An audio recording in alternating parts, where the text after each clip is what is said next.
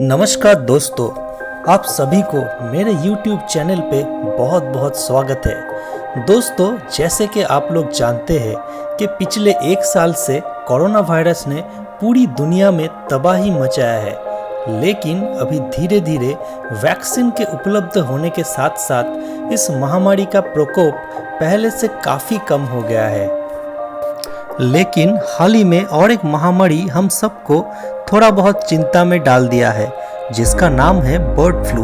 तो दोस्तों, इस बर्ड फ्लू के चलते आपके मन में कई सारे सवाल होंगे कि ये बर्ड फ्लू आखिर में है क्या ये इंसान को इफेक्ट कर सकता है?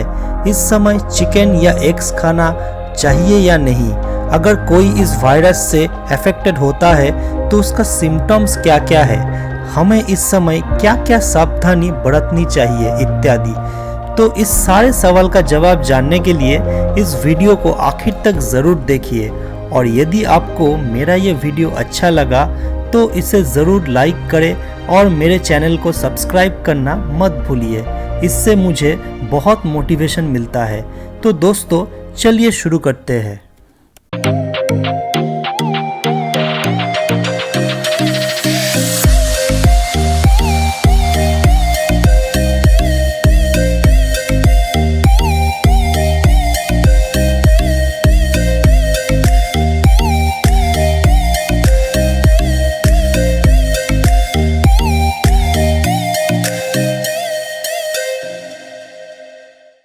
बर्ड फ्लू या एवियन इन्फ्लुएंजा अभी तक भारत में 4 राज्यों में कॉन्फर्मली पाया गया है।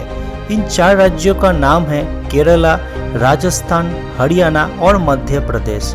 महाराष्ट्र में भी बर्ड फ्लू को पाया गया है। दोस्तों, इसके अलावा भी काफ़ी सारे राज्यों से पक्षियों का मरने का खबर आ रही है।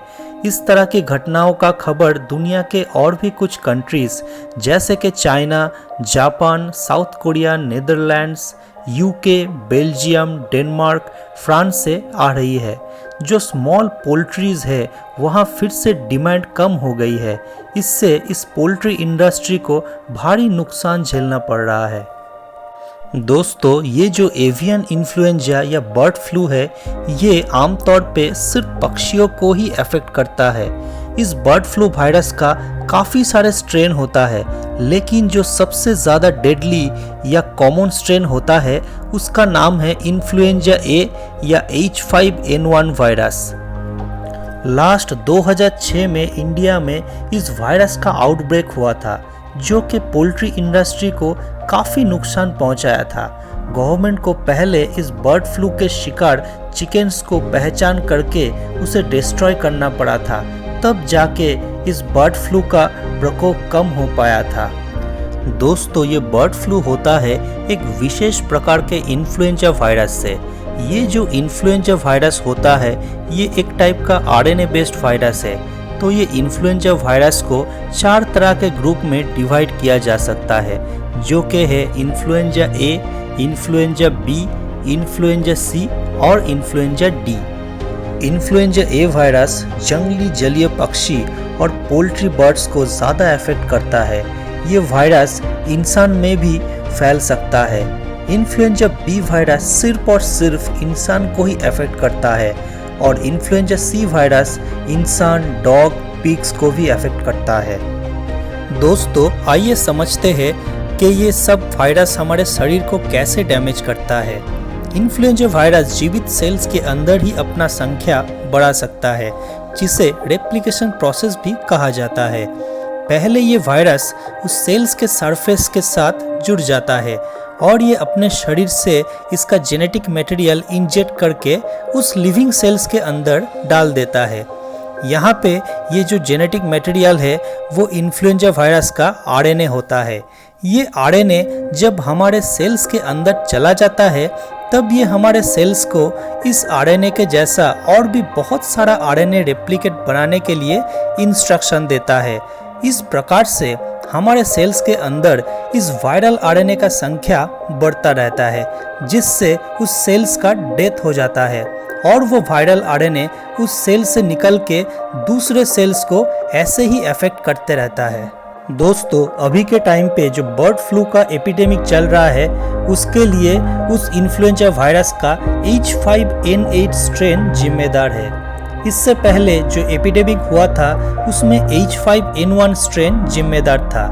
दोस्तों ये H5N8 स्ट्रेन इंसान के अंदर उतना आसानी से स्प्रेड नहीं करता, लेकिन पक्षियों और पोल्ट्री के अंदर ये स्ट्रेन काफ़ी खतरनाक आकार धारण करता है। भारत में काफ़ी सारे राज्यों में बर्ड्स के अंदर ये H5N8 वायरस का स्ट्रेन पाया गया है और इस बर्ड फ्लू महामारी का सबसे ज़्यादा केसेस अभी तक केरला में से ही आया है। केरला गवर्नमेंट के अनुसार अभी तक 69,000 बर्ड्स को डिस्ट्रॉय कर दिया गया है, जिनमें डक्स और चिकन भी शामिल है। हिमाचल प्रदेश में 3,000 से भी ज़्यादा पक्षियों के मारे जाने की खबर आया है। इंडिया में ये बर्ड फ्लू माइग्रेटरी बर्ड्स से स्प्रेड हुआ था, जो कि विंटर के टाइम पे इंडिया में एंट्री करता है।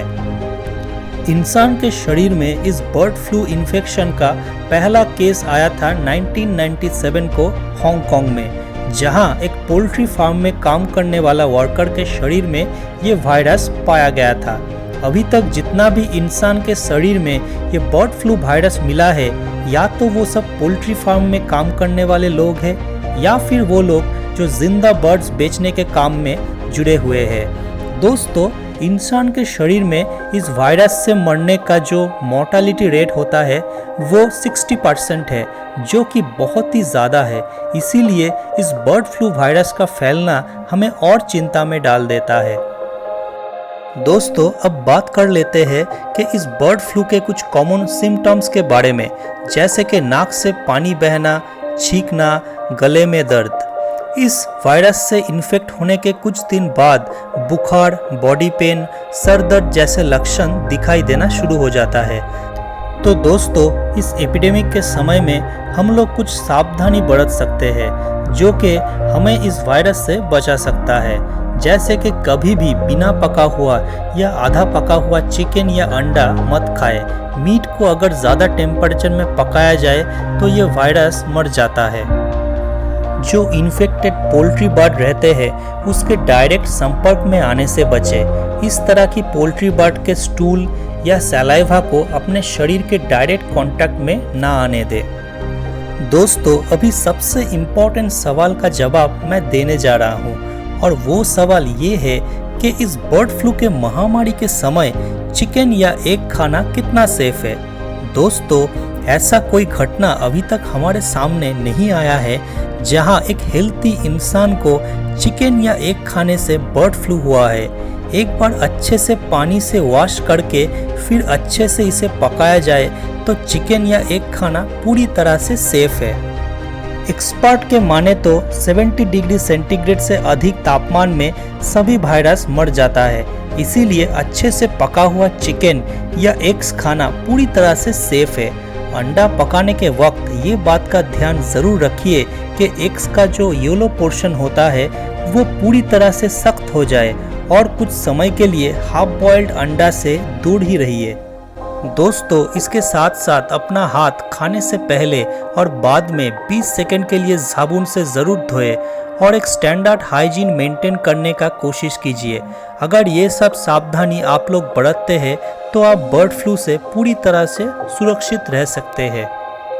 तो दोस्तों आपको ये वीडियो कैसा लगा ये कमेंट सेक्शन में मुझे ज़रूर आके बताइए, और अगर आपको ये वीडियो अच्छा लगता है तो इस वीडियो को ज़रूर लाइक कीजिए और मेरे चैनल केम्बायसिस को सब्सक्राइब करना मत भूलिए।